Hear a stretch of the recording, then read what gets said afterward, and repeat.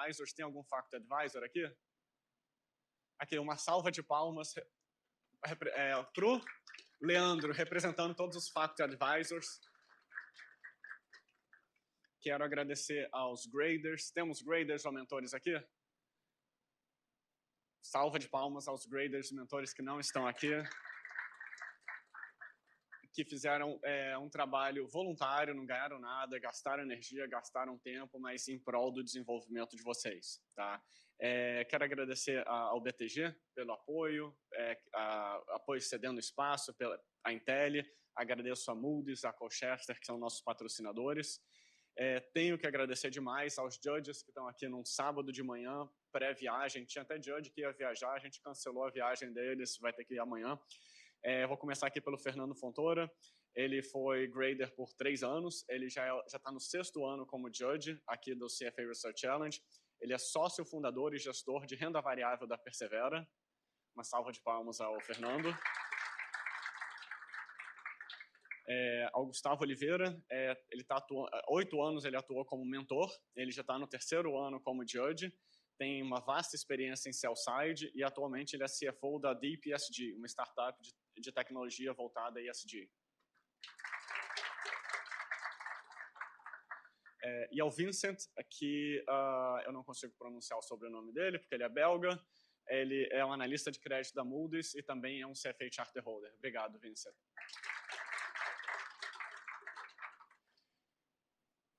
Uma outra certificação que eu quero destacar para vocês é a certificação ESG. Tá? Assim, o CFA Institute, a certificação do CFA, o CFA Charter, é a certificação mais reconhecida.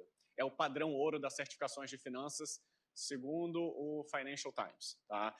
Como diria a XP, a certificação do CFA é a Copa do Mundo. A Copa do Mundo está para o jogador de futebol, o Oscar está para os cineastas e o CFA está para os profissionais de mercado financeiro.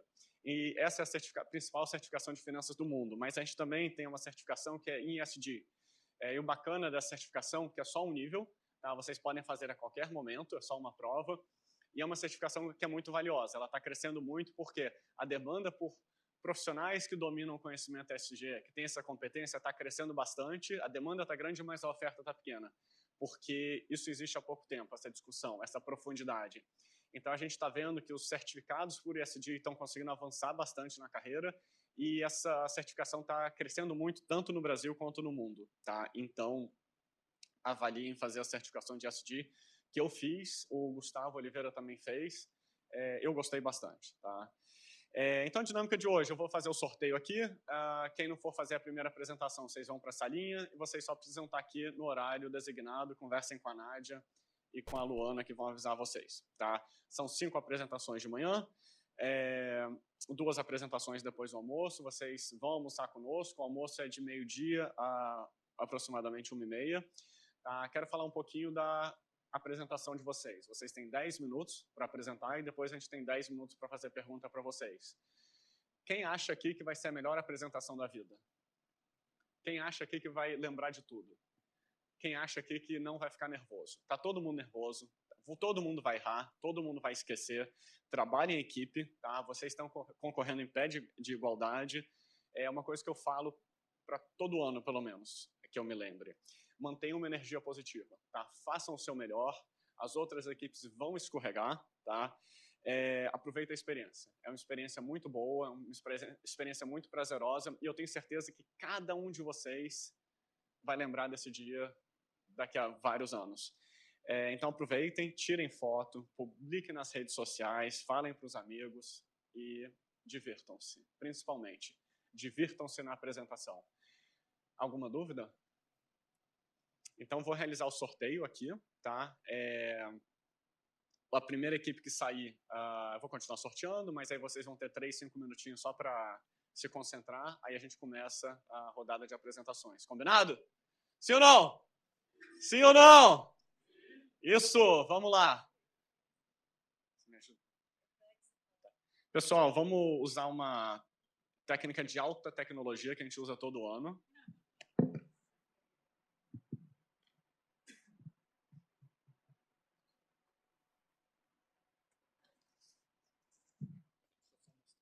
Vamos lá, sacola vazia. A primeira equipe que a gente vai colocar aqui... POLI USP.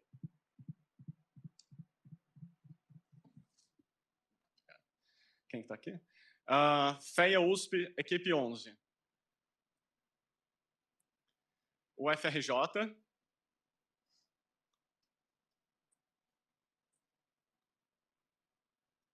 UNICAMP Limeira.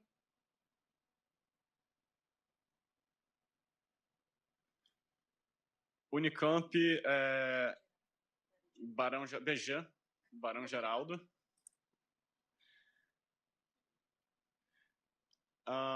Equipe 3 da FGV. E equipe CJ da FGV.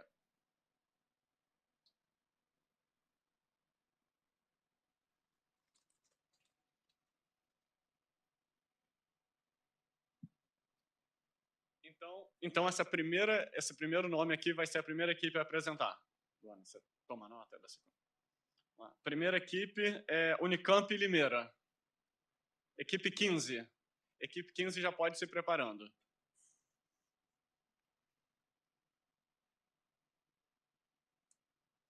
A segunda equipe é a FEA USP, equipe 11.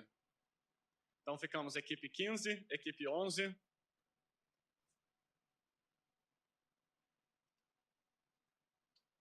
Equipe 10, POLI USP.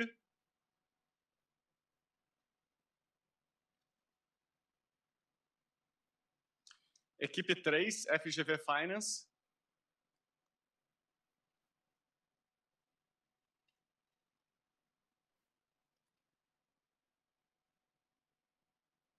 Equipe 4, FGV CJE. Então, a ordem da manhã vai ser equipe 15, aproximadamente, tá? Equipe 15 começa às 9h30, equipe 11 às 10, equipe 10, 10h30, equipe 3, 11 e equipe 4, mais ou menos 11h30, tá? Não. Faltam duas. E agora as equipes da tarde. UNICAMP BG, equipe 14, mais ou menos 1h30. Bom, já sabemos quem vai apresentar às 2 da tarde. O FRJ, em torno de 2 da tarde, tá bom? Vou falar de novo. Equipe 15, equipe 11, equipe 10, equipe 3 e equipe 4. Na parte da tarde, temos equipe 14 e equipe 20. Fechado, pessoal? Pessoal, muito boa sorte. Aproveitem, descansem, relaxem. Sejam felizes, que esse é um dia muito especial para todo mundo. Lembrem, tira foto, publica nas redes sociais, faz live, divirtam-se. Tá bom? Então, UNICAMP Limeira, vou pedir para vocês já se organizarem, 3 minutos. Quem é UNICAMP Limeira? Se organizem, relaxem, para a gente começar daqui a uns 3 minutinhos. Pode ser? E uma coisa também para manter tudo em pé de igualdade. Tá? Todas as equipes vão ter que sair aqui do auditório, tá? Só podem ficar aqui juízes e graders, tá? Ninguém ligado às equipes para não ter nenhum tipo de vazamento, vamos chamar assim. Combinado? Pessoal, muito obrigado, aproveitem, a gente se vê aqui ao longo do dia. Boa sorte para todo mundo. E uma salva de palmas para vocês.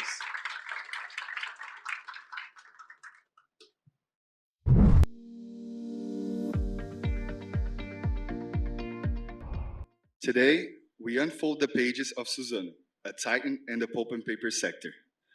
We will uncover how Suzano crafts its brand beyond mere production, crafting loyalty in the industry and transmitting a legacy.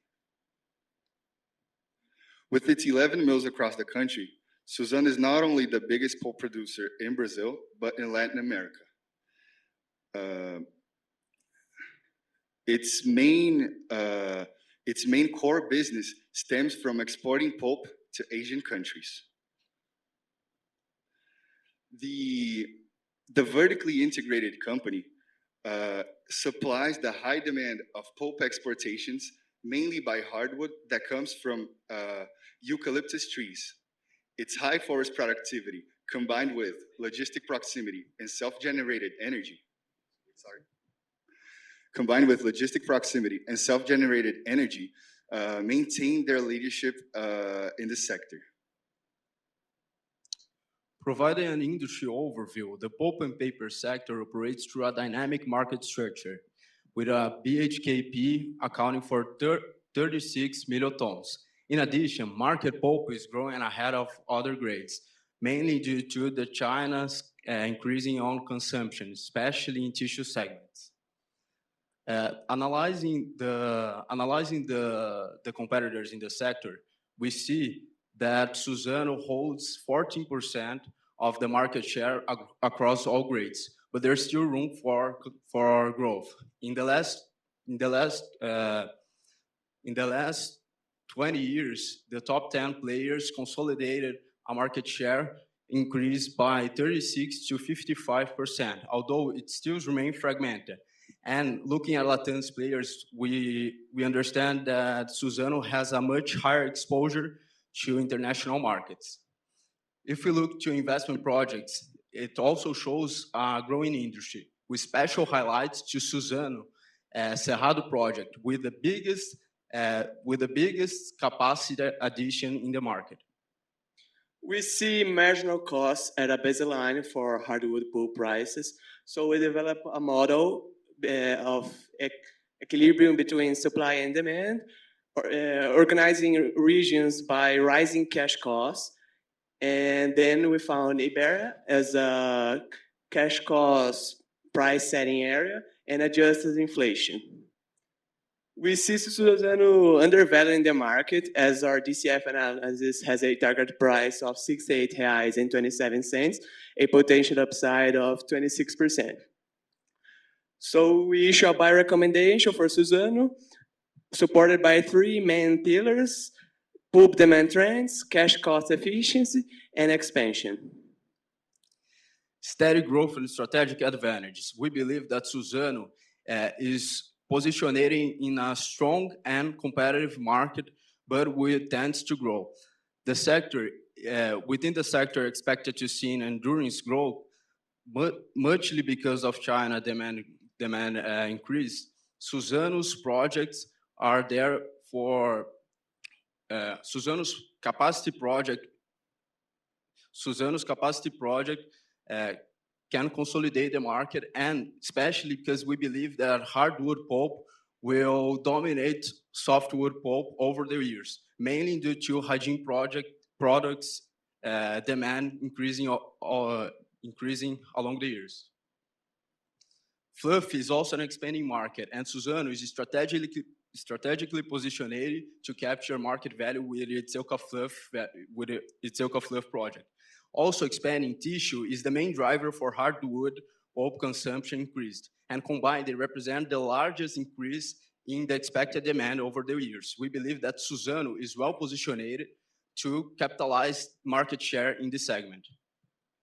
Geographical leverage and cost efficiency help Suzano to cultivate growth. Brazil's leadership in cost-efficient pulp production can be attributed to climatic conditions, and we can see in the right that it has the best yield and the lowest rotation time for the forest. On the other hand, wood prices are rising. You can, next slide, please. Wood prices are rising, and we see this upward trend continuing the next year.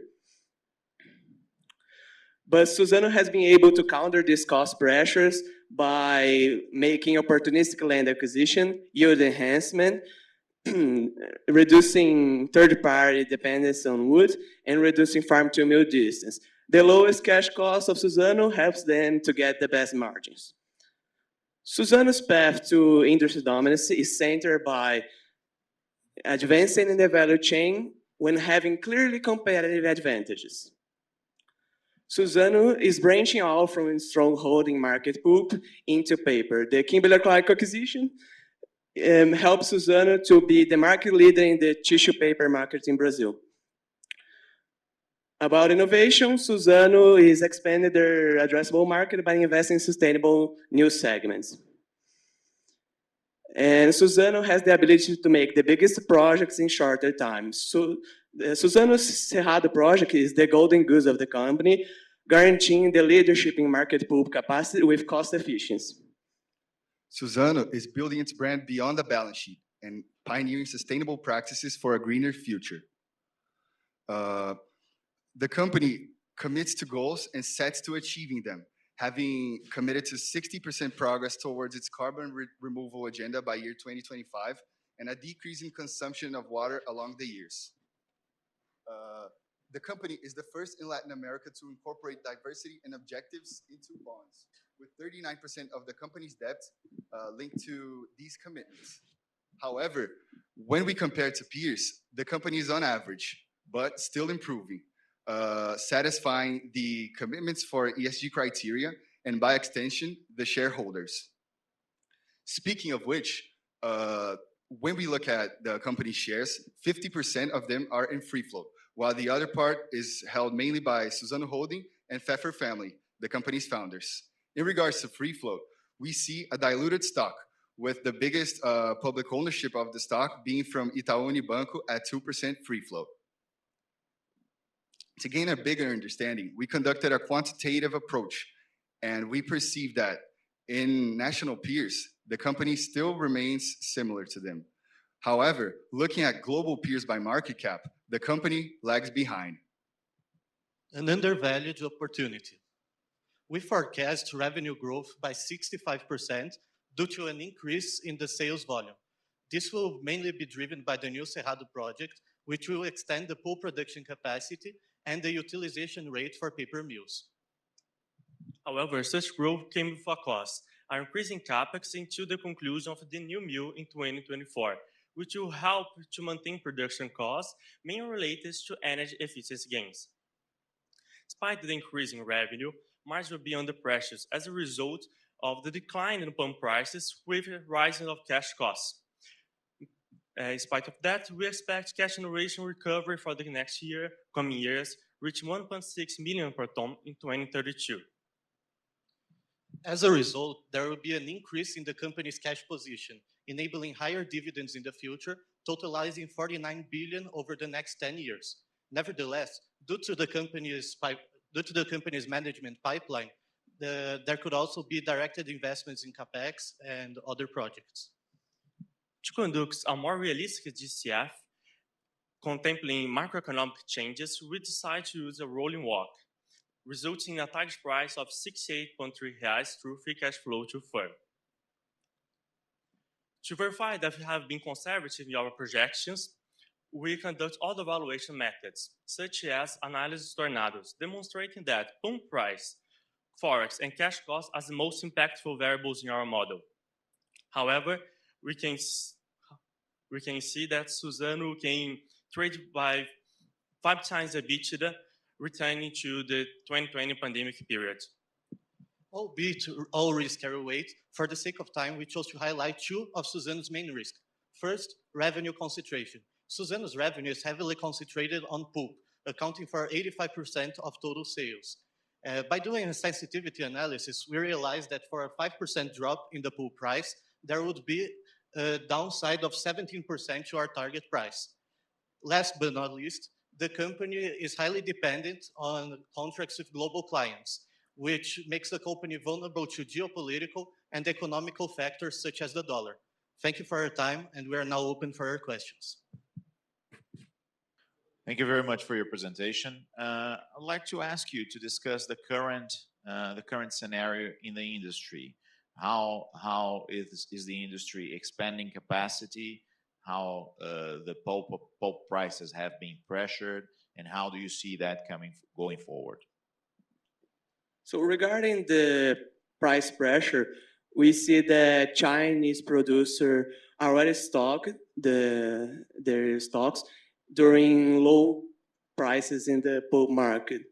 And they probably will use this stock until new price downturns as could happen when Cerrado project's new capacity enters the market. Sorry, what was the other part of the question? No, I would just like for you to discuss the industry and how the recent capacity additions have impacted price, and how do you see that going forward? Yeah, we see that in a 2-year range, the new capacity of the project Cerrado could make some downturns in price, But in the next years, the next decade, they should go higher with inflation costs. In the previous chart, you just showed that inventory levels on a global basis are very, very high. So, what do you think is going to happen? The Cerrado project comes live, it ramps up, prices are going to collapse, and inventories are very high. Why inventories are not coming down? So I think there are 2 or 3 questions here. If I may answer this one, we believe that the China's inventories are growing muchly because they expect the interest of Cerrado project. So by that, they tend to make a good assertive inventory exchange through projects like this. And they are high, but we can already see some tendency of utilization on these inventories, and we expect that when the Cerrado project enter with a much lower cash cost, they will have the opening to buy at a lower price. Sorry, what was the other question? And I know the cost of production for Suzano is much lower, so the lower price would be negative for Suzano or not? What's your view on that? If I can take this one, the lower cash cost actually helps Suzano because when they release their capacity, prices could go down, but the percentage of the market that will remains underwater in terms of marginal cost of production won't affect Suzano since it has the lowest ones. Can I just complement your question? Can you turn to the revenue buildup, the Cerrado project ramp up? So it's this one. About the ramp up, we followed company guidelines, which indicated that they would mature in start operations in year 24, mature in year 20 for the following years, so year 25 and 26. So we followed company guidelines for this ramp up, and we also consider this in our revenue buildup. How does the company compares to its peers in terms of leverage and profitability, and how do you see this can affect or put it at a better or worse place than its competitors going forward? You said average profitability? Answer. Yes, if you have a peer comp of this company in terms of leverage and profitability, and why do you think it is better positioned than its peers to face the current environment? Okay, so we can see that Suzano is the most exposed to international markets within its Latam peers, and that it allows the company to relies more on international factors than in the Brazilian economy, which is an advantage in our vision. If I may complement, we can see that Suzano has a best insertion in the market. So we believe that the peers such as Klabin, Irani that are based in Brazil have a higher exposure to markets that don't have the trend that we see in the future for Suzano, such as hardwood. So this is a huge competitive advantage for Suzano, not only on pulp, hardwood pulp, but also on its new avenues growth. We think that Suzano is well positioned in the sector, and that is one main thesis of our projections. One question, when I see in slide 7, there was a major decline in pulp prices. I believe it's global pulp prices. And then, if I understood correctly, you are assuming that in real terms, pulp prices are gonna be low. And why are you forecasting like that? Why are you not forecasting a decline in pulp prices in line to the historical trend? Or why are you not forecasting a spike in prices as well? Okay, so we see the prices are in a low base, so it could not be much lower. So because of the production will not be advantage for a producer, they will cut their producing. We did not make spikes in the price because we assume a conservative projecting basis, floor prices. In our sensitivity analysis, we use sensitivity to make stress the scenario to higher prices. So in this graph, you can see the marginal cost is already the price went below the marginal cost, and historically it can't continue like that for much time. I would like to ask you regarding the choice of weighted average cost of capital and cost of debt. I see that you used the cost of debt of 4% in your model. How did you get to that number? And does that fairly reflect the company's funding costs? Yes, we do weighted average with Suzano bonds, such as in dollars and in reais. And the most part of Suzano bonds has prefixed bonds and tax rates. And the others, most related in Brazil, we adjust by the last bulletin focus. So we can see our projections and which Suzano bonds we are projecting, and just increasing or decreasing the interest rate in the Brazilian bonds. But it seems to me, just to follow up on that, it seems to me that you're mixing rates in different currencies, no? Because those bonds are in dollars, in US dollars, so those rates are in US dollars, and the debentures and the CRAs, supposedly they are in reais. So they should, correctly. But you're weighting an average interest in which currency? Because it's a mix of the two currencies. In Brazilian real, in this slide is in dollar. But what about your DCF is in US dollars or in BRL? So we adjust to reais and put in our DCF. And we correct the forest changes in the following years, like these values. Okay. É isso. Obrigado, gente. Obrigado. Nos encontramos 2h30. Perfeito. Tá bom, muito obrigado, viu? Pouquinho antes, chega aqui 2 horas. Claro. Tá bom? Obrigado, Obrigado. gente. Parabéns, gente. Parabéns.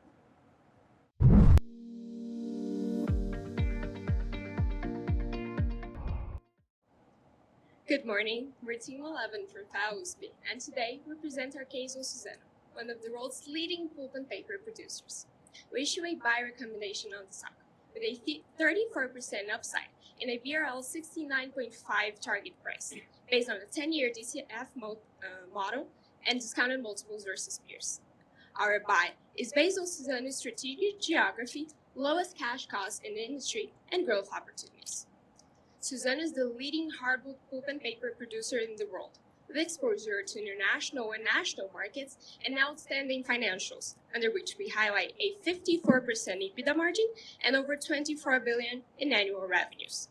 This is supported by a robust structure comprising of 1.5 million hectares of planted eucalyptus areas and 12 facilities that produce over 12 million tons of products each year.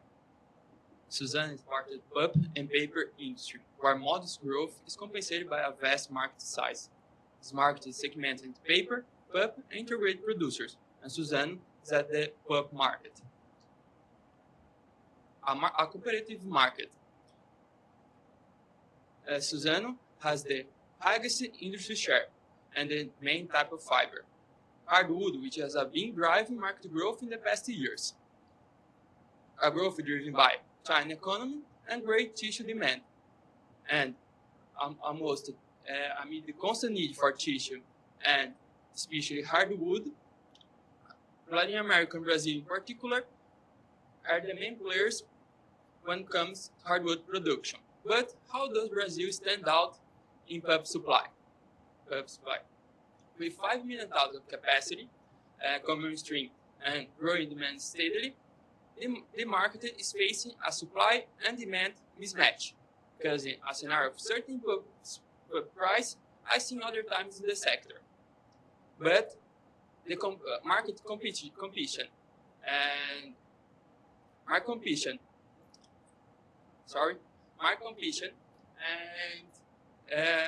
as seen other times in the sector. And this has been observed in recent years, giving us an indication of where prices should go. We make two analyses that go in the same direction. The first is, what is the pulp price necessary for a new project to be viable? And our analysis show that pulp prices need to come back to market averages so that players continue investing in new capacity. And here we highlight that players with the cash cost will always be more competitive. And comparing countries' cash costs, we see that Brazil has an advantage. So in an increasingly competitive market, we see Brazil as the country of the present and the future. It is the biggest pulp exporter in the world and has the highest eucalyptus productivity due to a structural advantage. When we take the ideal range for temperatures and rainfalls for eucalyptus development, we see that Brazil figures in the optimal range for both aspects. Additionally, when we take populational density and the percentage of the area of the country covered with croplands, we see that Brazil is the country with the most room for expansion of its forest base. We see this structural advantage lasting for the next years, and Suzano is the player that is most exposed to these positive conditions. Brazil is the best place to produce, and Suzano is the best player among the peers, with the lower cash cost and with efficient measures that take down the main costs. The first, the wood cost has a tendency to grow in function of eucalyptus and land price. On the other hand, Suzano takes advantage of Brazil's low fiber cost and at the same time seeking to produce, reducing the distance between farm and mill and improving its own wood supply. Another cost is fixed cost, with the main issue is factory maintenance and combining low technical wage with high capacity, which helps reducing the cost and is present in most of Suzano factories. Another advantage is energy burning lignin, which produce more energy than needed and the surplus being sold. With the addition of Cerrado, Suzano is going to be the leader in the sector. And going deeper into the Cerrado, there is a tendency to Suzano to expand away from the sea. With the addition, we did a Python analysis and we calculated the pulp weighted average distance between factories and ports. And with the addition of Cerrado, Suzano is going to be increasing in this aspect. But the long distance costs will be compensated by the already existing infrastructure. But the main drivers of reducing costs are Suzano, outstanding Cerrado, low structural radius and cash cost. With Cerrado, we see growth opportunities for Suzano. First, when looking at Suzano's efficient cash management, it can deploy CAPEX and make new investments. After, we made an analysis about Cerrado project, and it has the possibility to increase in 23% the value of Suzano. And to make sure that the most of the present value that we find are positive, we analyzed effects with pulp prices. Also, to boost Suzano's potential, we believe paper verticalization is the way. In a resilient supply and dynamics Brazilian market, with a paper market that has a low volatility in prices, we believe this is one of the best options for Suzano, especially considering that paper companies trade with a premium to pulp only ones. And what is the best type of paper for Suzano? We believe the answer is tissue, which benefits from growing demand and higher price tickets. Well, we noticed that companies' three greatest core markets have reached as low as 22% only of potential tissue consumption and concentrate over 25% of world population. This means a growing addressable market that propels demand for hardwood pulp, fluff, and paper, segments where Suzano is the leading player. But prices are also pivotal in this equation, as our linear regression analysis shows that Suzano tissues is over 7 times more expensive than its writing papers, which impacts top-line revenues. We also believe in tissue as a way to help Suzano build more scale and the premium branded portfolio. Scalability is reached through greenfield tissue investments, since Suzano can use ICMS tax credits collected on the pulp supply chain to reduce CAPEX for new investments and increase operating cash flows.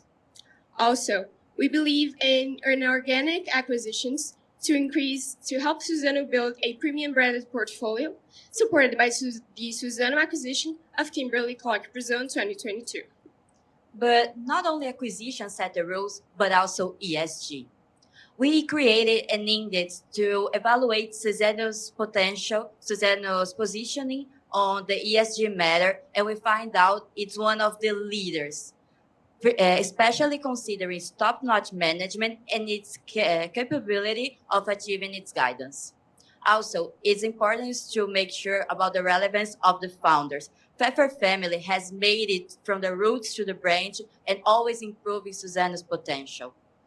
Also, we highlight that the number of independent members in the board is really high, and the sustainability target linked to the compensation also increases its grade. Moving to the other side of the equation, we made a comparison on CO2 emission for companies and find out that Suzano stands out on this. And also, it's important for Suzano to make sure it doesn't develop more green deserts on the plantations. On social, Suzano still has potential to develop it, but we already see improvements. But how does our thesis translate into numbers? Our estimates rely on revenue growth in the next 10 years and Suzano expansion in the paper segment, reducing the cost of risk, stock risks, even a more conservative price scenarios. And with the structural advances of Cerrado project, Suzano should see a reduction in the company's average cash cost. As a DCF valuation, we have identified an upside for the current market cap and sensitize the WACC and the growth rate of our recommendation stands in most scenarios. And the upside risks such as M&As and Suzano Ventures are not included in our valuation analysis. So how far are our estimates? With a tornado analysis, we saw that FX, pulp price, and shipments were the most sensible, and with a simulation in Monte Carlo, we obtained a buy in 63% of them. We also stress the bear case with a 13% downside and the bull case with a 60% upside. And looking at multiples, we saw a discount of Suzano in front of peers, and the football field reinforced this thesis. Comparing our analysis with consensus shows that we are not being over-aggressive. Instead, we see the market punishing Suzano as the intrinsic pulp price is below market equilibrium. Here we highlight our main risks, and to finish our presentation, we see that Suzano is developing its core business, growing through some avenues, and thank you for the presentation. I would like to understand for you, and I would like for you to discuss your choice of valuation method. You did choose DCF as a valuation method, correct? Why did you choose that instead of multiples, a multiples analysis, which seems to be more common in the commodities industry? We see that in the market generally, commodities analysts tend to choose multiple analysis as commodity prices are very volatile. We chose another way. We chose the DCF method and try to keep neutral prices, not having strong premises about commodities prices, so we could catch the ability of the company to generate cash. And we saw that we think that we can do it better doing a DCF method. So that's why we chose DCF. In your view, what are the catalysts for the company? Well, we see as catalysts some new business that Suzano is taking risks at, like Suzano Ventures, the expansion of its production capacities through new facilities that we don't put in our model, and the new business we don't put as well, and maybe an acceleration of China, as China is the relevant player in the market, and so an upside coming from China can boost the stock's performance. Also, we would like to highlight the Cerrado potential. As we said, we made a separate valuation for it with a 23% of potential upside for Suzano. So we believe the Cerrado project is one of the main catalysts for the company. My question is exactly on the Cerrado project. 19% of the valuation comes from Cerrado project, but 23% of the volumes of the production capacity comes from Cerrado project. And I thought that the cost of the cash cost of Cerrado project was much lower, so I would expect much higher valuation coming from the Cerrado project. What I'm missing here? Well, Cerrado cash cost is around 400 reais per ton, and the average market is way above that. Well, like Suzano has around 800 cash cost around reais per ton, and the market is around 1,000. Like UPM have a cash cost around 1,200, and the Cerrado approach also helps the structural radius that's way below the average, which we highlight in our presentation. How do you factor execution risks and ramp-up costs related to the Cerrado project into your valuation and forecasts?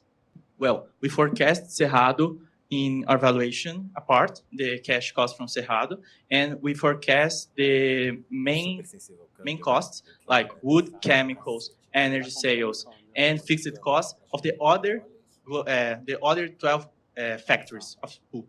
So in Cerrado, we project with company guidance the cash cost. And also the ramp up we project as company's guidance. Another question on the valuation on your EV to EBITDA multiple analysis, is it comparable or not? Because I understand the companies put a lot of their CAPEX.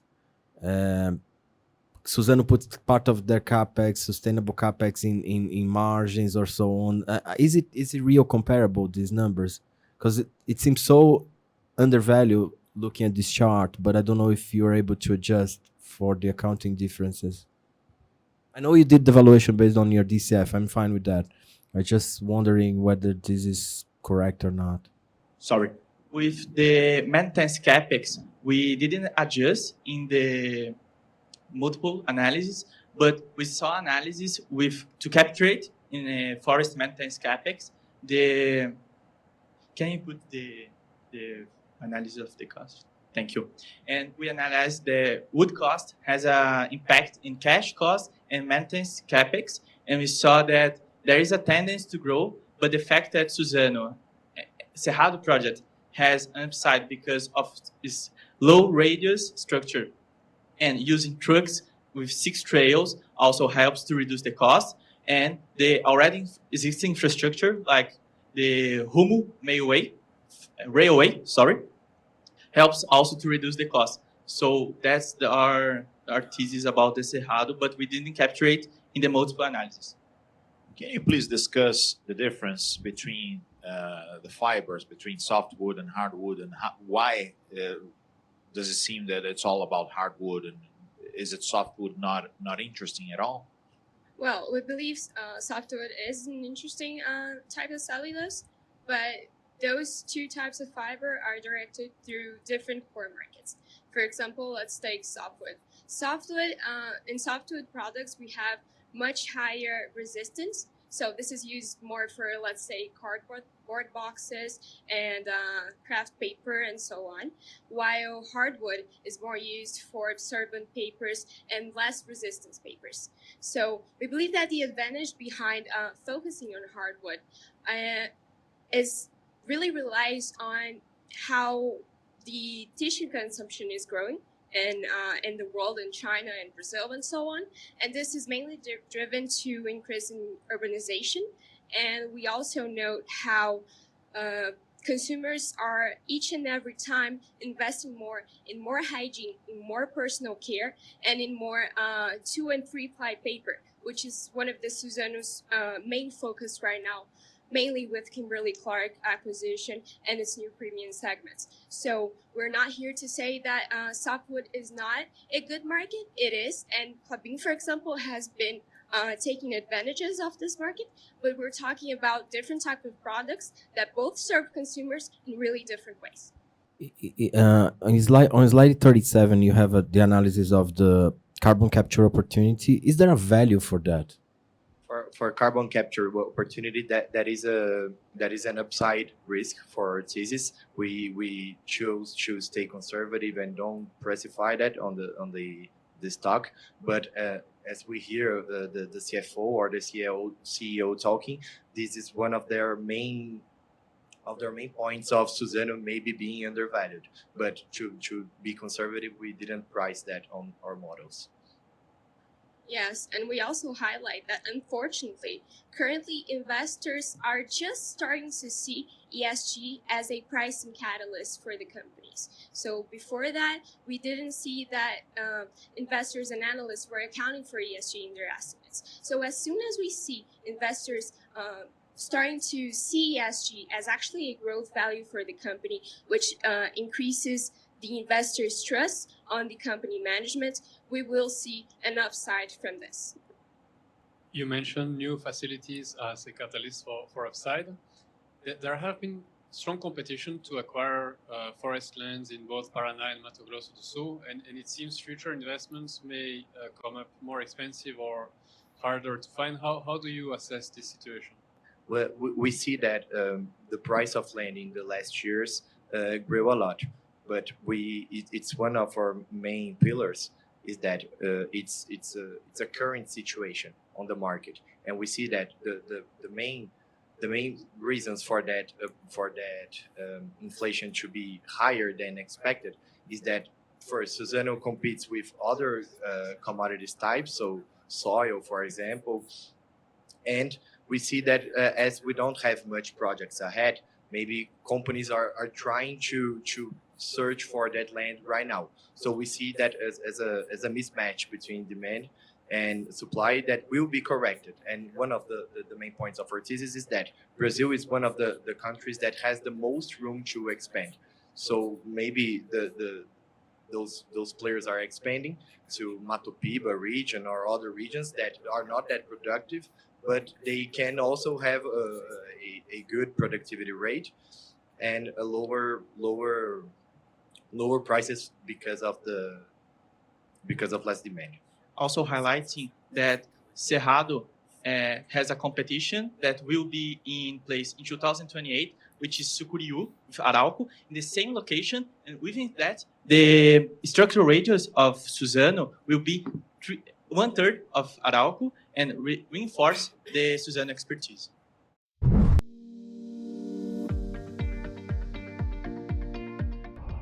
Good morning. We are Team TEM from POLI USP, and it's an honor to present our investment thesis in Suzano. Suzano is the world's largest market pulp producer who exports more than 80% of its production, has 28% in global market share, and one of the lowest costs in the industry. But should you be a shareholder of Suzano? We believe you should. We see the company trading below its fair value with a 28% DCF upside and a 21% 5-year IRR. All of this in an attractive risk-return equation.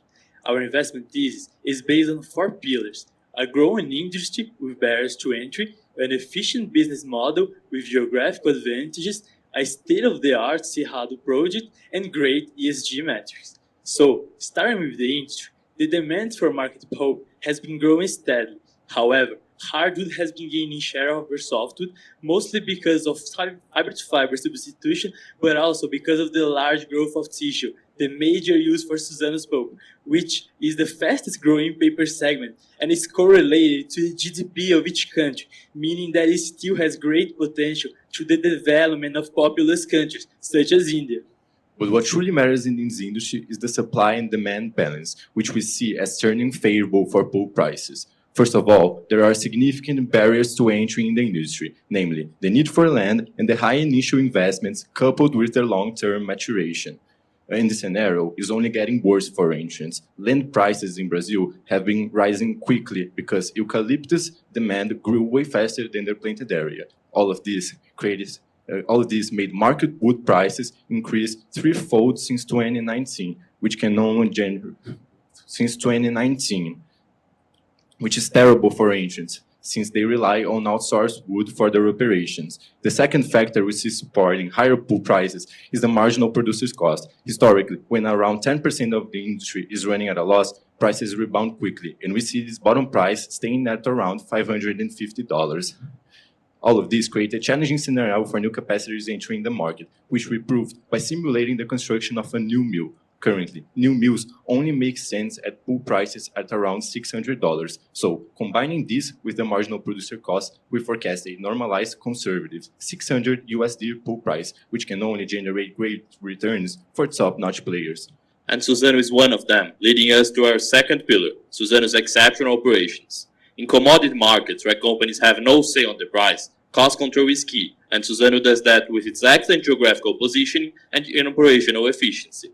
Starting with its geographical advantage, Brazil's climate is the best for eucalyptus plantation, so Suzano enjoys the highest productivity, resulting in strong returns for each forest hectare, an outstanding 25% IRR. However, what's behind this advantage and how can we quantify it? One of the most important factors in eucalyptus growth is sunlight, and to analyze it, we measure the average solar radiation across all Suzano's forests, which surpassed all competitors, ensuring higher productivity.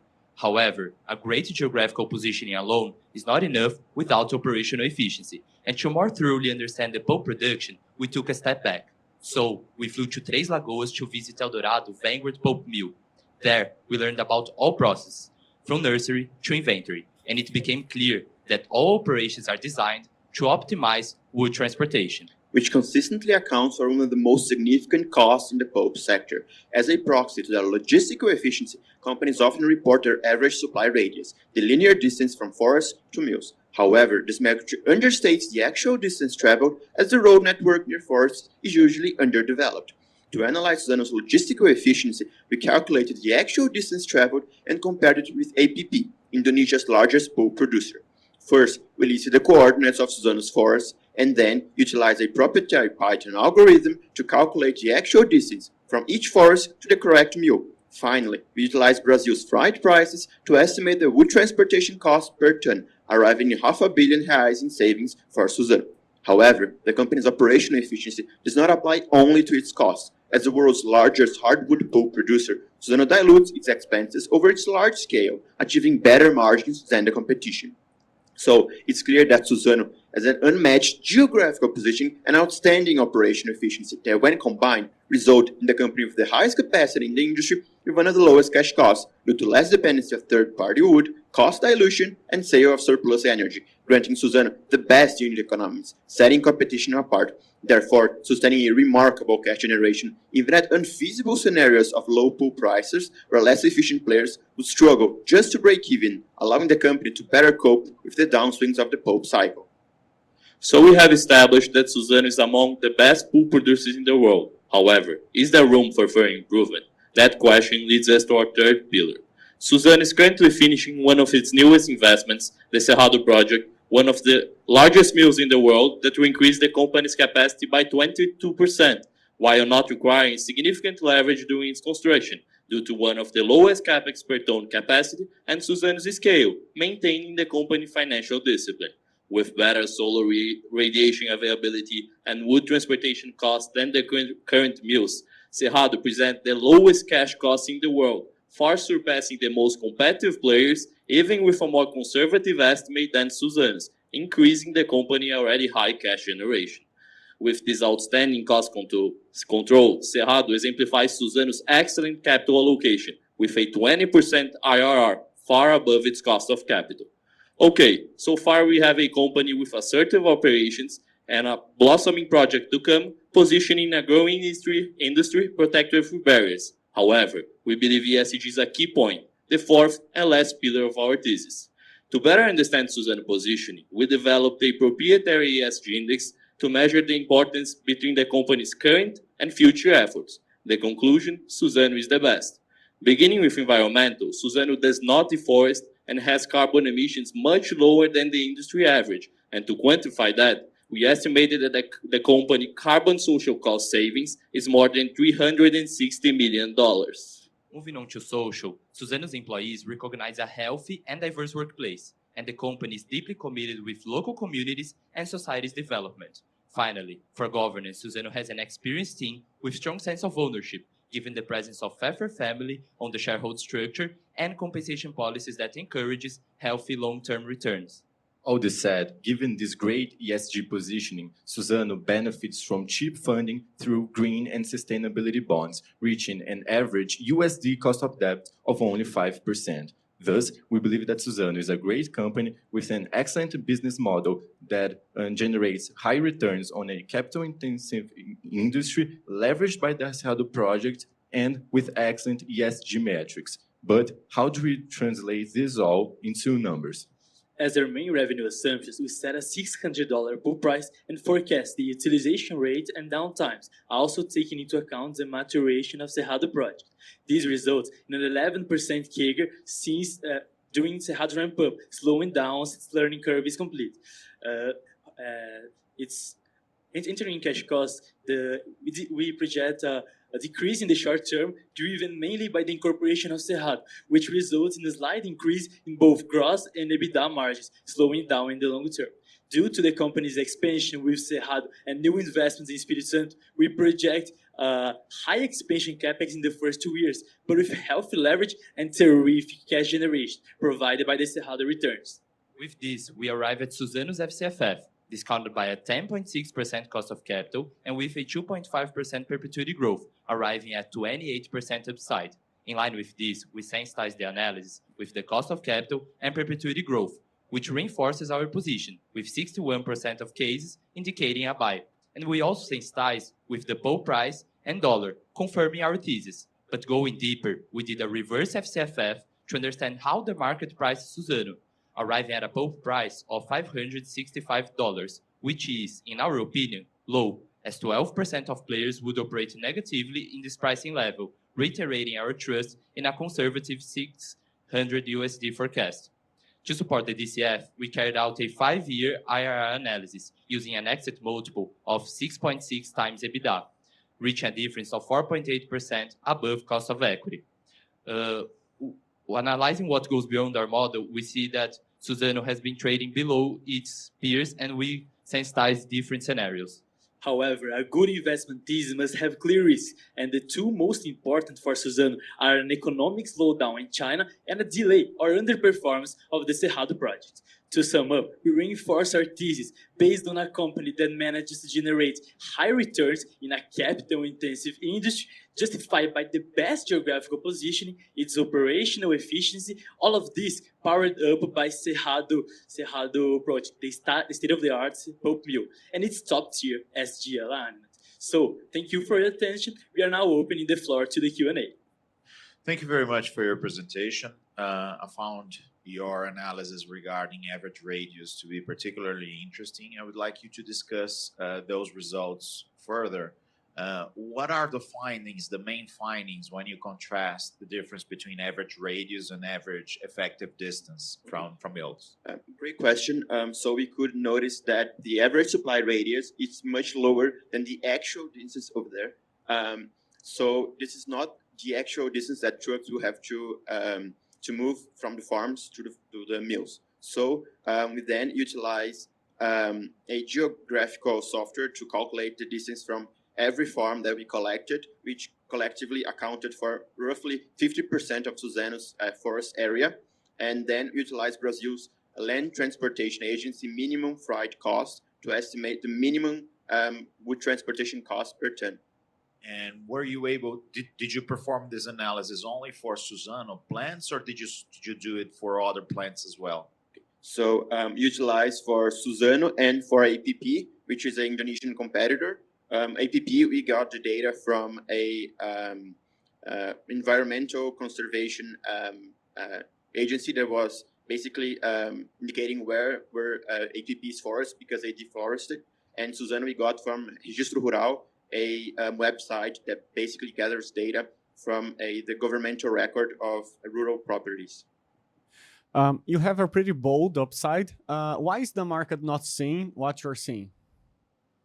If I can start answering this question, with our analysis, we are quite sure that Cerrado will deliver a very low cash cost. With this transplantation analysis that Pedro described, we were able to estimate basically all costs from Cerrado. So we are quite sure that Cerrado will deliver. So in this way, we believe that the risk that Cerrado, a project that is very impactful on the company's P&L and hasn't started yet, we are sure that it will deliver. So we believe that a risk that the market sees, we do not. because we are sure with our analysis. Just to follow up on that, did you estimate any impact from the Cerrado supply, from the Cerrado capacity coming online to pulp prices? Because this is a very large project. So I understand that your conviction is based on the fact that the Cerrado will have low cash costs, but it will also impact pulp prices. So did you account for that impact as well? Would you please go to the appendix of marginal producer cost? So we did account for that in the past. Considering this year and the next year, there will be around 6 million tons of capacity entering the market, and this will affect the marginal producer cost. So we did a very conservative estimate, considering a below average increase in demand per year, and we see that the minimum price, it will decrease in the short term. It will recuperate, in just 2 years. So yeah, it will decrease in the short term, but in just 1 year, 1 year and a half of demand increase, it will recuperate. Suzano has most of its income in US dollars, while some of its costs are based in Brazilian reais. How do they hedge that risk, and what is their mismatch management? Okay, so I can start to answer this one. Thank you for your question. So we see that Suzano's top line revenue is very dependent on dollar. And that's why the company is a good hedge for Brazilian macroeconomic downturns. And talking about when the scenario that the real gets appreciated against the dollar, Suzano has derivative operations such as zero-cost collars and NDFs that hedges Suzano against the dollar. So if against the appreciation of real. So if real appreciates a lot, the cash impact generated by the zero-cost collar will be positive. And the top line, the revenue line, will be lower because of the real appreciation. But in the opposite scenario, where dollar gets very appreciated, the top line will be the best, and the zero-cost collar will give a negative cash impact. Suzano does this trade-off to protect itself from the currency exchange. You estimate, in your ESG analysis, you estimate a 367 million savings in cost emission in carbon emissions, but they do have this 40 million tons of carbon capture. Is that part of the analysis, or this would be something else that you're not even valuing right now? This is an analysis would be something else, and it's important to mention it does not directly impact our valuation. The carbon social cost is the impact in dollars of an extra ton of carbons will cost to the world. So it is also how much in dollars you're helping the world by efforting yourself to has lower emissions. And Suzano does have lower emissions than the industry average. So to quantify how much better Suzano is and what its effort is causing to the environment, we try to quantify it using the delta between Suzano's forecasted emission, using its actual index, and using industry's average index. So by bringing to present value using $12 per ton of carbon and a 2% discount rate, we reach this $360 million saves. But this would be the impact to the world of Suzano's less carbon emissions operations. And this would only help Suzano's by achieving cheap funding, by contracting that in green bonds and sustainability-linked bonds, where they have metrics related to emissions, water, and women in leadership positions, and they then can benefit from cheap funding to run their operations and their huge CAPEX. What is the FX rate that makes Suzano fairly priced? Okay, so we calculated the FX rate to the end of 2024 of 5.5 reais, and then for the future with inflation differential. But the price that turns 0% upside in our analysis is with a 600 USD pulp price is around 4.85, 4.9%. As Suzano manages a large park of forests, there are some risks that arise from that, like wildfires or the fact that the ground can impoverish as time passes. How is their forest management and how do they cope with these risks? Yes, perfect. In our trip to Três Lagoas, actually we got a chance to see it live, to see how it works, and we talked to the managers of Eldorado, which explained to us that it is actually one of the main operational risks, and they have a lot of units placed in strategic locations to exterminate the fire. But it indeed is a true risk that would actually increase with global warming, less water supply, but indeed it is one of our risks. And to mitigate the risk of global warming, in this case, if fires turn more frequent, no pulp producers use mechanical irrigation, so they could start using that too. Actually, if I could complement, Suzano is also known to be one of the main innovators company. So they have a very large R&D program of its clones. So they could probably bring up a clone more resilient to fire or that manages to grow more under less water conditions. Can you explain why you chose DCF as a valuation method instead of multiples, which seem to be more common in commodities? Okay, we choose DCF because we believe it more accurately reflects the value of the company as its projected cash flows, and because Suzano's multiple is heavily affected by the current pulp price. So as the pulp price will probably variate in the long term, and we don't have can't be sure about the pulp price in the year of our exiting our investments, we choose DCF, which more accurately represents the value of the company. But we also carried out an IRR analysis, which turned also great results with a 21% IRR with a 6-point-time EV/EBITDA, which is below average. And we did that considering our pulp price, given the historical correlation.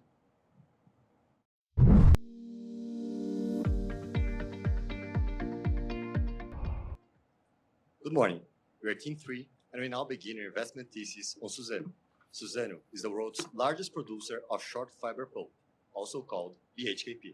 Its pulp operations are complemented by a huge forest land bank and by an integrated paper production. But is it the right time to invest in the market leader? We believe so. We recommend a buy for the company's stock with a R$69 target price, representing a 33% upside. Our thesis is based on 4 pillars. The BHKP industry is set for a promising future. Suzano's geographical location assures a strong competitive advantage. The company counts with an unparalleled asset base combined with solid ESG credentials. And finally, its outstanding capital allocation policy. Beginning by our first investment pillar, the main driver for short fiber demand, tissue, is highly benefited by increasing urbanization and rising disposable income in emerging countries, along with steady demand from developed ones, which compensates for a printing and writing decline, driving a resilient and growing demand for BHKP. As a result, there have been large capacity increases in the market, which is expected to shift the cost curve down, possibly reducing the marginal cost and then price for pulp producers such as Suzano. Even so, we are positive about long-term prices. Looking at market producers of pulp, those with higher costs faced the losses when prices fell earlier this year. When this happens, some of them temporarily close mills, serving as an adjusting mechanism. Moreover, other players that can act as a price floor are the Chinese integrated producers, companies that make their own pulp to produce paper. If the wood costs rise a lot, they can become market buyers as well, pushing prices up. Combining both dynamics, we see strong floors when prices fall below their costs, which happened many times in the recent years. Looking at capacity and demands, we see that these price floors will be important during the low utilization rate in the next years. However, in the long term, in the absence of new supply additions after the Cerrado ramp-up, the growing demand will require new projects, making the marginal cost shift from current producers to these projects. And to better understand the dynamics of future capacity additions, we simulated a project with Cerrado's cost efficiency. Due to increasing land costs leading to high CAPEX, it will need an incentive price of $610 to cover the cost of capital. Therefore, we believe in higher pulp prices for the long term. But what is the ideal geography to serve this growth with? There is a significant cost advantage in Brazil, mainly due to its favorable climatic conditions, which reduce the cost of wood, a key input for pulp production. To better understand where else the advantage exists, we use NASA's Climatic database to filter all areas around the globe that meet the optimal characteristics for eucalyptus production. We found that they are in South America, subtropical Africa, and Southeast Asia. In Africa, political infrastructure problems prevent further development. In Southeast Asia, there have been recurring fire outbreaks, and many areas are native forests, which we see both as obstacles to new projects. In South America, especially Mato Grosso do Sul, we see the most favorable characteristics, such as better logistics and adapted clones. Because of that, the recent projects were located in the region. But why do you think Suzano excels in this scenario? To understand our third pillar, we need to go some years back in time. In 2019, Suzano and Fibria merged, creating a clear global leader holding 30% of the short fiber market share. This scale brings significant cost advantages, and the greatest of them comes from the huge forest land bank, in which the company's expertise enables it to make the best use of Brazil's edapoclimatic advantages, resulting in high forest productivity even when compared with other peers in South America. This allows Suzano to use less land and shorten the average transport distance, saving 86 cents per ton in freight costs per kilometer reduced. This scenario is set to improve even more, as Suzano has been investing in expanding its forest land bank. By our calculations, as these forests mature, they will increase the on-wood supply of Suzano by 22%, decreasing its average radius even more and leveraging the economies of scale. We view these investments positively, as land prices have risen in recent years, making its assets nearly unrivaled. In conclusion, this extensive scale not only lowers production costs, but also dilutes SG&A over time, enabling the company to be profitable in almost any scenario. Suzano's core operation looks great and is supported by one of the industry's lowest borrowing costs. With the extensive use of sustainability-linked bonds, Suzano improves its financial health while being stimulated to further develop its ESG practice. Looking more specifically at environmental, we see that the company, in addition to being carbon positive, has been advancing the generation of carbon credits. Also, where possible on recent regulation advanced towards cap and trade. For the social aspect, despite the recent conflict involving landless movements, we see that the company has received superior evaluation from its employees and has been increasing female representation. On top of that, we see that the company's ESG differentiator lies in its governance. Despite being family-controlled, its governance policy is top of class, with a special mention to CEO Walter Schalke. The key figure behind the governance improvements is Chairman David Pfeffer. Since he took over, Suzano has made several moves towards professionalization, such as adopting Novo Mercado in 2017, making its stock a better means of payment for the acquisition of Fibria. This governance excellence leads us to our last investment pillar. Suzano stands out in capital allocation. This was exemplified in Fibria Horizonte 2, led by then COO Aires Galhardo, who now leads pulp operations at Suzano. This venture was delivered ahead of time and with lower than expected CAPEX. Currently, this expertise is being shown in the Cerrado project, which will significantly cut costs due to its low radius and energy efficiency. This positions the mill to have one of the industry's most competitive cash costs, half of Suzano's current figure. Also, when compared with other ventures from the same periods, Cerrado stands out, having a higher EBITDA per ton, which leads to a higher internal rate of return, according to our proprietary calculations, showing that Cerrado is irreplicable. But is there space for Suzano to continue exceeding in pulp projects? We analyzed land availability to see if it could be an issue.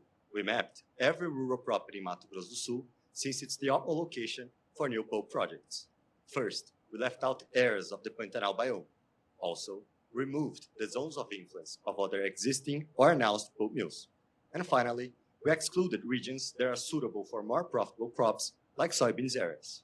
Our conclusion is that there is still enough land in the state for several more eucalyptus forests. Thus, in the long term, projects are viable, and we see Suzano as the most prepared player to prosper from upcoming opportunities. But how do all of this translate into numbers? For paper revenue projection, we consider domestic prices to vary in line with inflation, since, in the past, Suzano didn't lower its prices despite pulp volatility. For exported paper, we consider it to fluctuate along with pulp. For pulp projection, we use the new project incentive price of $610 as our long-term price, which is also in line with the historical average. However, we consider the lower short-term price due to upcoming additions. We only use the long-term price from 2027 onwards. Therefore, we see that revenue growth is stabilizing in 2027, which is also the year when Cerrado project is operating full capacity. Looking at profitability, we see the company facing real decrease in cash costs after 2024. This translates into gains on margins and on the EBITDA per ton metric over the future. To better understand the margin gains, we have broken down the 7% improvement in the EBITDA margin, and we see that most of it comes from the Cerrado project and the normalization of brands and chemicals. As for CAPEX, we know that 2024 will be the last year with significant growth investments. This, combined with the capacity addition from Cerrado, will turn the company into a cash cow, leading to increase in free cash flow yields and leverage reductions over the years. Finally, regarding Suzano's fiscal scenario, we see the company making more use of its Sudan and Sudani benefits. While we are confident that this will be renewed in the short term, on perpetuity, they were disconsidered. But how do all of these assumptions converge to value? Our 10-year DCF model arrived at a 33% upside with a 10.8% WACC and 3.5% G. We also sensitized the three most important factors that impact Suzano's valuation to create different scenarios, the bull and the bear case. Additionally, we took a closer look at our most important variable, future BHKP prices. We calculated the implied BHKP at the multiple, indicating that the market is being over-pessimistic regarding future prices. The comparison of multiples with peers indicates an underpriced stock too. Furthermore, although Suzano is trading almost in line to its historical EV to EBITDA, if we adjust it to consider Cerrado, we actually see a 23% discount. Looking at the risks for our thesis, we see macro factors such as foreign exchange rate and pulp price playing a crucial role, with project execution risk standing as the main company one. Therefore, we reinforce our buy recommendation on Suzano. In view of a sector with a great outlook, its optimal location, an unparalleled asset base, and its history of outstanding capital allocation. We are now open to questions. With new projects that are being developed, as this one in Cerrado, but also in Chile, Uruguay, and other in the region in later years, how will that affect the price for the pulp, and how do you factor that in your analysis? Right, so basically, we did a differentiation. Actually, sorry, you asked about new projects in Uruguay, right? The question is about new projects. Okay, if I can answer the question. The new projects, they are in low-cost regions, as we said, South America. What they will do is shift the cost curve down down and to the right. So what we view that happens when this happens. When we cross the demands and the supply, it actually yields a lower marginal cost for the industry. And as we project our price based on the marginal cost plus the spreads, it would actually decrease the marginal cost and decrease the prices. So as we saw in the presentation, we expect a lower short-term price due to this capacity addition. So Cerrado and the end of the ramp-up of UPM Paso de los Toros and Arauco. In your slide, you show that half of your margin expansion is driven from low brand prices and chemical normalization. Can you explain me that? All right, so basically the main drivers for our profitability improvements, so the margin improvements, come from basically, aside from changes in BHKP price, comes from lower cash costs. So both from the Cerrado project, which is more straightforward, as we said, it has half of Suzano's current cash cost. But for brand and chemicals, we modeled these lines having a normalization the next years. So beginning by the cash cost, 40% of it is wood cost, and wood cost is half indexed to logistics, and logistics is a line highly impacted by brand prices. So we applied the Brent crude oil futures to reduce this line. And for inputs, this is another 40% of the cash costs. So there has been an increase in the last years because of the Russia-Ukraine war, supply shortages, and we are applying this normalization for the next years too. If I can complement, we actually see these projections of a risk for our thesis too, since if the prices don't go down as we expected, the company can this can lead to a surge in the company cash costs. But since these inputs are important for all pulp producers, it would shift the marginal costs up and then the prices too, so it wouldn't affect really much the company's margins. Can you explain how you arrived at your cost of debt of 5.7%? Right. So this is the post-tax cost of debt. For the cost of debt, we had three options. Suzano's current average interest rate is actually much lower, but since we are now in a scenario of higher interest rates globally, we do not think this is the best option. We could also use the yield of recent remissions, but it's only a small part of the Suzano's debt. So we used the yield of publicly traded bonds. So we took the bond with the highest duration and used this as the pre-tax cost of debt. But this yield to maturity that you use, is that in dollars or in reais? No, that's in dollars.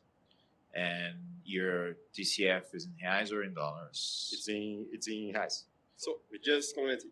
We use the bond is actually traded in dollars, but to arrive at the 7.6, we included the inflation differential to convert it to reais, which is in our model. It's a proxy for exchange. Okay.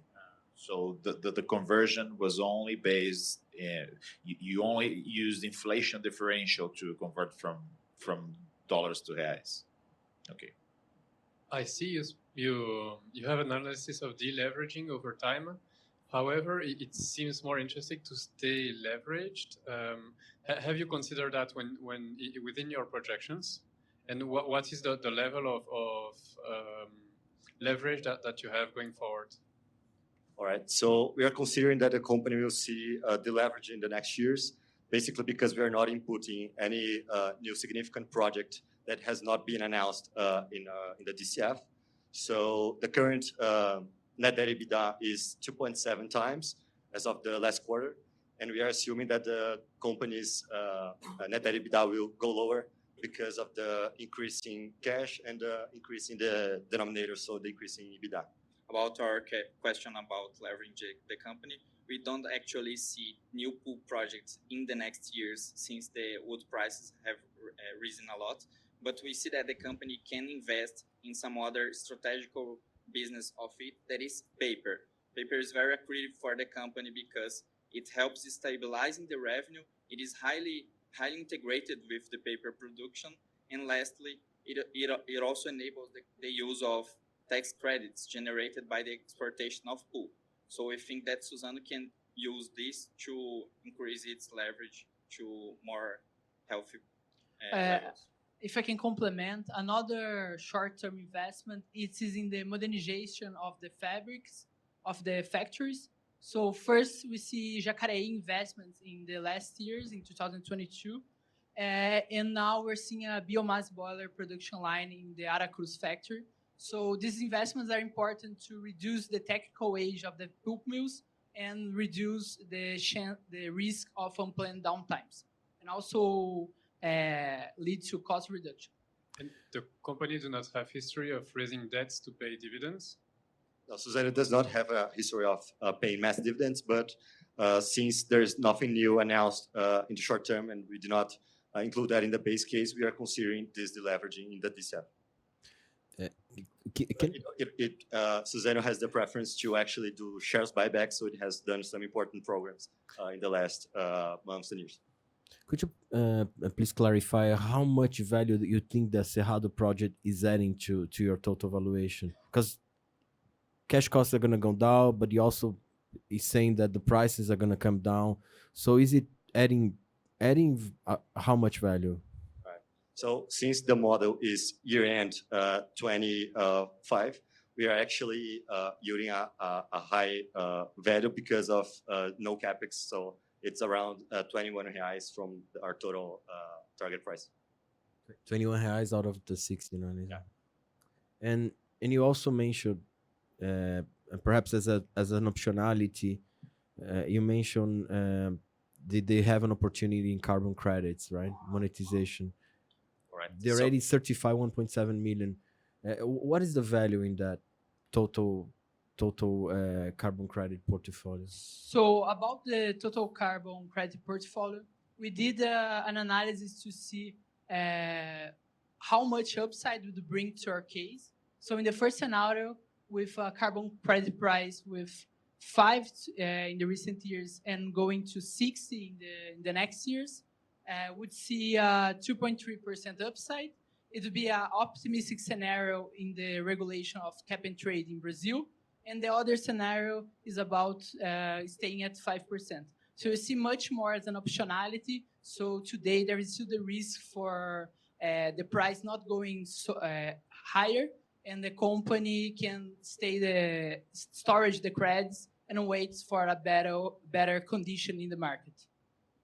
One question that really scared me, are there any relevant projects in Africa? And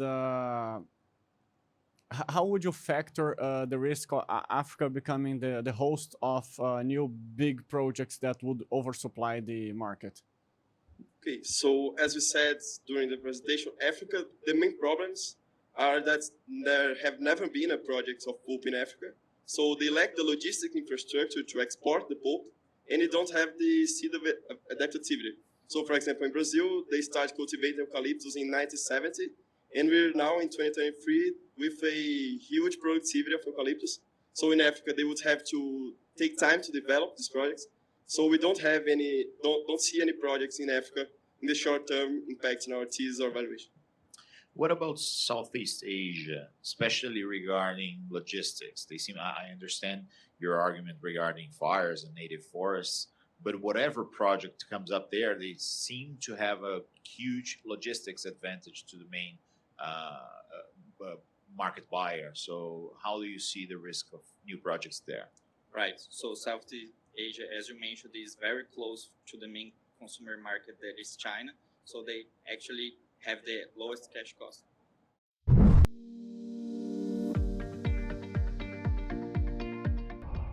Suzano, a giant in the pulp and paper industry, has been overlooked by the market despite its deep competitive advantages. Good morning. We are Team 4 from FGV, and we are initiating coverage of Suzano with a buy recommendation and a 67 reais target price, a 27% upside from last closing. Suzano is the world's largest pulp producer, holding over 30% of the world capacity, with a very well-diversified global revenue stream, operating with a fully verticalized operation and integrated logistics, ranging from forestry cultivation with over 2 million hectares of land in Brazil to the delivery of several paper products. Climate change is a reality, and Suzano is part of the solution.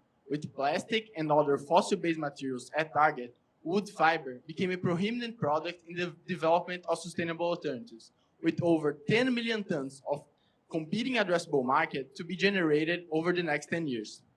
Our buy recommendation for Suzano lies on 4 key catalysts we believe the market has overlooked. First, Suzano holds an irreplicable low-cost position in Latin America. Second, in face of short-term challenges, the market is overly pessimistic regarding pulp prices. Third, Suzano is further enhancing its position with accretive CAPEX. And fourth, the company is still under-recognized in terms of its ESG position. Now, let's dive into our first pillar, Suzano's unmatchable position in Latam. With a massive size, Suzano is ahead of its competitors both in capacity and productive lands. But for the company, larger doesn't mean less efficient, as it achieves one of the lowest cash costs in the industry. But how's that possible? The answer is Brazil. Eucalyptus, the major raw material for pulp production, is not an easy tree to grow efficient, needing very specific climate conditions. To measure that, we used world climate data to build a proprietary eucalyptus attractiveness index and concluded that Brazil is the only country that offers excellent climate conditions, adequate infrastructure, certified land, and geopolitical stability. Enjoying one of the best climates, Suzano's forests achieve an extremely high productivity in a short plantation cycle. In addition, the land availability in Brazil makes it possible for Suzano to use its own wood as a primary source, reducing costs and protecting it from rise in wood prices, ensuring excellence on its return on invested capital. But how deep is Suzano's moat? Farmland prices in Brazil have tripled, just after Suzano's major acquisition of land in the merger with Fibra. So, we used web scraping to develop a land valuation analysis of Suzano's current forests, and estimated that, with a market price of 50 billion reais, it takes over 4 times the EBITDA of the second largest player to replicate Suzano's position, assuring its irreplaceability. Still, when we look at the trading EV/EBITDA premium to international peers, the market doesn't seem to properly recognize Suzano's position, with a discount below 1 standard deviation of the average. Moving on to our second pillar, we see overly pessimistic pulp price expectations, providing a good entry point to Suzano. Pulp prices behave in cycles, with new capacity additions being announced at high prices and high-cost producers getting out of the supply network during market downturns. This poses the industry cash cost as the lower bound of pulp prices downward spirals, creating a natural gross margin advantage for Suzano. Currently, we are watching the rollout of 3 major projects in Latin America, making the market question whether pulp demand can absorb this new capacity. But is this fear reasonable? To address this question, we built our proprietary supply-demand model, in which we do recognize a challenging short-term for Suzano with an oversupply in the next 2 years. However, the future lies in 2 key points the market is missing. Will there be space for new capacity additions in Latin America post the oversupply, and how will key demand drivers develop? By mapping all eucalyptus plantations in Latin America, we came to the conclusion that, after the current project's rollout, no country will have sufficient wood supply to accommodate another big pulp project. This difficulty should benefit highly integrated players on wood, such as Suzano, who is sitting on an industry that should catalyze growth from Asia tissue consumption and fossil fuel substitution. But even with all these positive catalysts, the market seems to be swapping the long-term position for short-term uncertainties. Suzano is currently trading at an implied 540 pulp price, a level well below both historical average and our forecast of 575, creating a margin of safety for the investment in Suzano. In our 30 thesis with Cerrado, Suzano's new project, the company will enhance not only production but also efficiency gains and results protection. The results of pulp and paper companies are volatile and entirely driven by variation in pulp prices. In low cycles, margins are compressed and performance is significantly impacted. In this scenario, the only way to guarantee resilient results is by minimizing cash cost, and for us, this is the main advantage of Cerrado.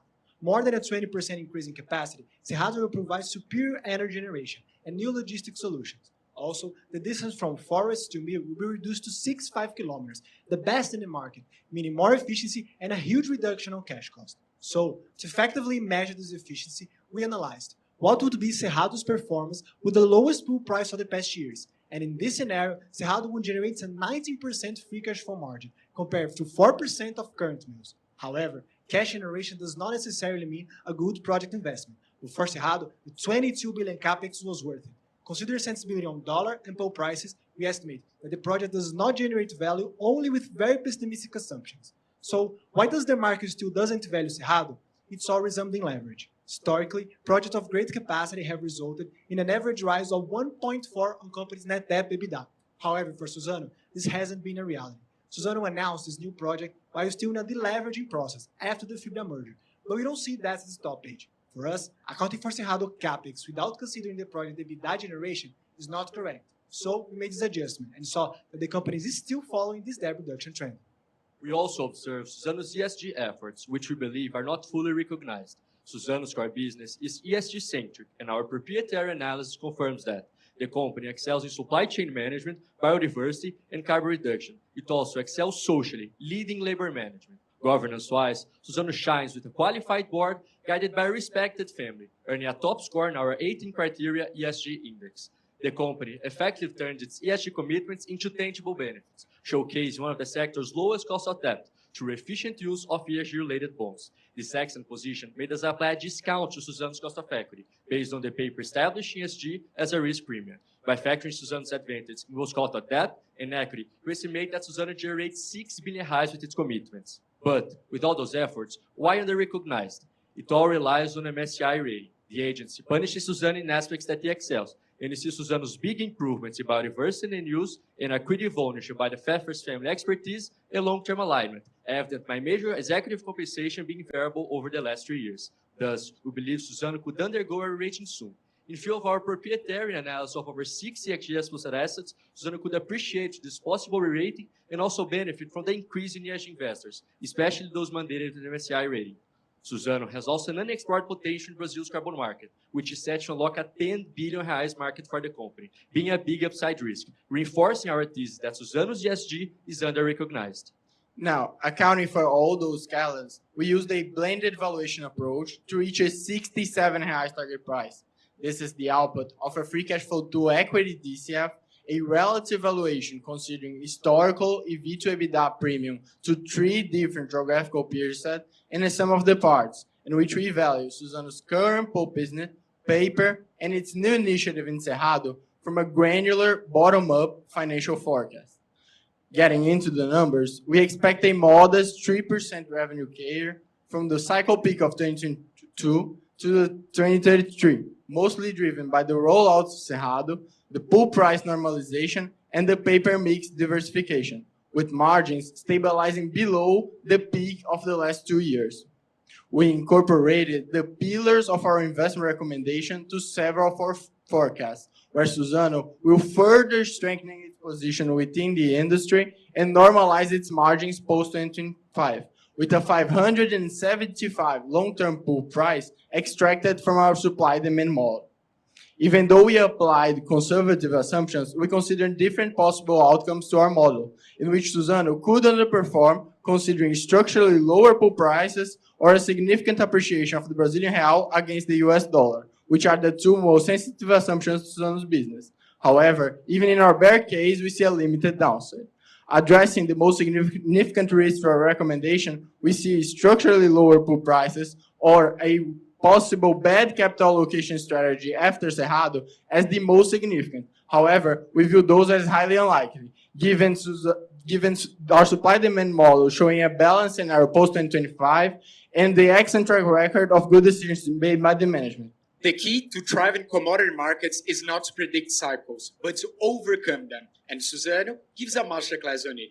We reiterate our buy recommendation due to Suzano's unmatched low-cost position, pessimism regarding pulp prices, a new project to get through future cycles with stronger cash generation, and its under-recognized ESG position. Thank you, and are open to questions. Thank you very much for your presentation. I found your discussion regarding the unavailability of another Cerrado project in the future to be very interesting. I would like to discuss that further.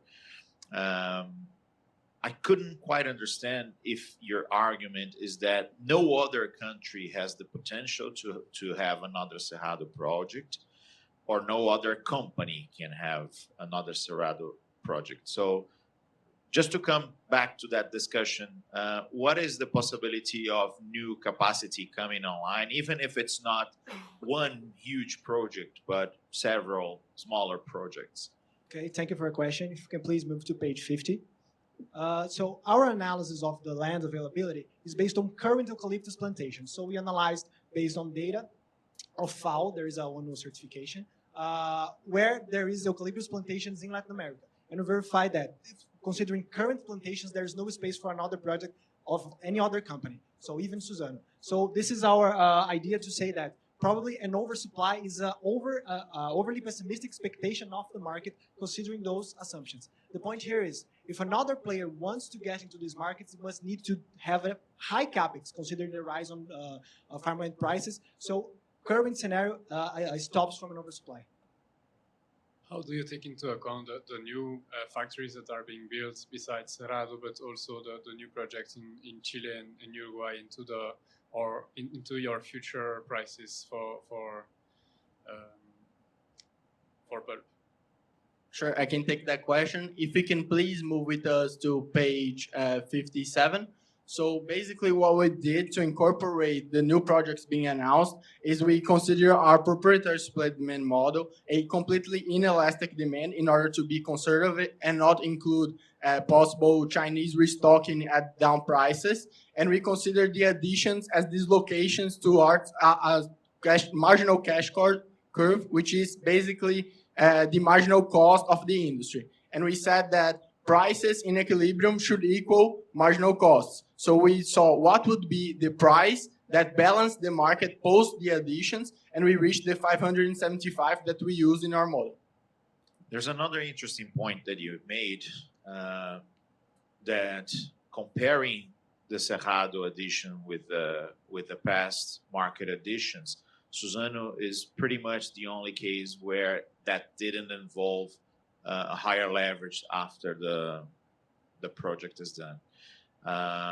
why do you see that Cerrado, being such a huge project, is having this difference, is being different to the other projects?